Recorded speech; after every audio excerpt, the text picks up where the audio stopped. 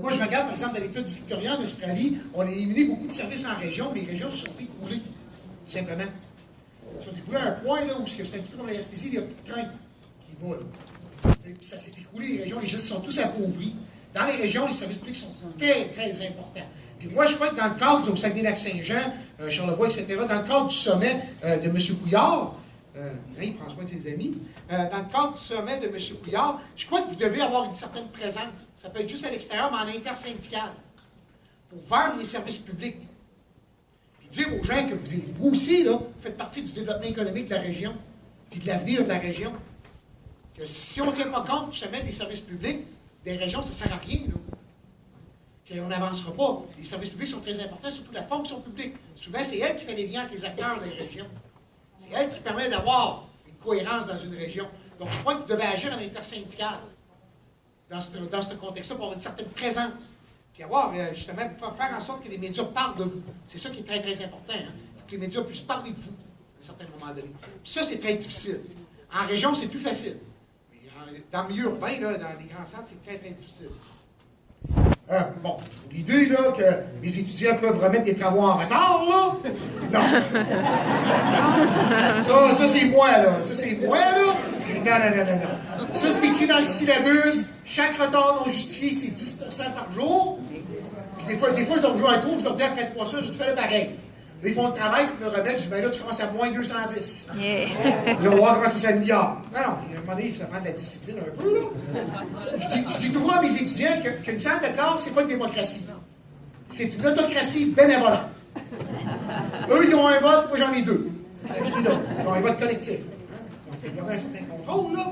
C'est très vrai, hein, qu'en Europe, qu'il y a de la mobilisation, que les gens remettent en question les mesures d'austérité. C'est très, très vrai. Pour vous donner une idée de l'impact des mesures d'austérité, là, la Grèce, ils ont des surplus budgétaires depuis le début de 2014. Le poids de la dette par rapport au PIB s'aggrave. Ils ont des surplus budgétaires. Il n'y a plus de service à la population. Ils ont des surplus budgétaires.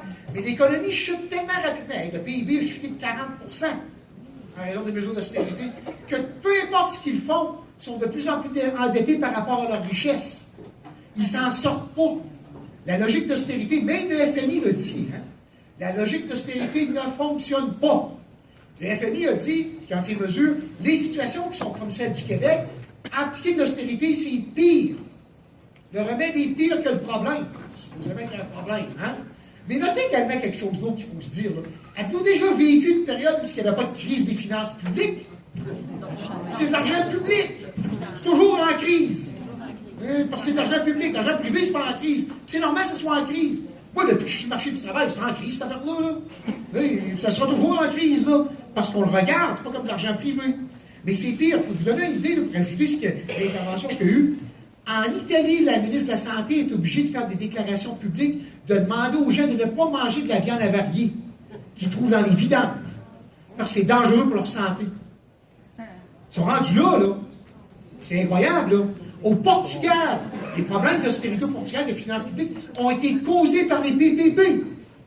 Ils ont fait plein de PPP quand on rejoint l'Union européenne. Hein? L'Union européenne a pompé de l'argent là-dedans. Il y a des belles autoroutes, il y a plein de belles infrastructures. Là, à un moment donné, les partenaires privés, ils ont dit, ben là, il faut payer. Puis le gouvernement portugais a dit, ben c'est vrai qu'en réalité, on est un pays pauvre. On n'a pas d'argent. Là, ils pompent 40% de leurs revenus vers les PPP, puis ça a provoqué une chute énorme des finances publiques. C'est la même dynamique, là. C'est provoqué, encore une fois, par des acteurs privés. Hein. C'est la même dynamique. Mais c'est très vrai. Aux États-Unis, même, on se pose des questions. Puis pas n'importe qui, là. Des gens comme Newt Gingrich et autres, des gens de la droite américaine, commencent à parler contre l'austérité américaine. En disant, ça fait mal à nos communautés. C'est pas n'importe qui, là. Là, c'est du monde de la droite néolibérale totale, même ultra-libérale. Donc, on commence à le remettre en question un peu partout. C'est vrai que les mobilisations partout, là, dans le monde, font reculer un peu les gouvernements. Et ça, c'est très important.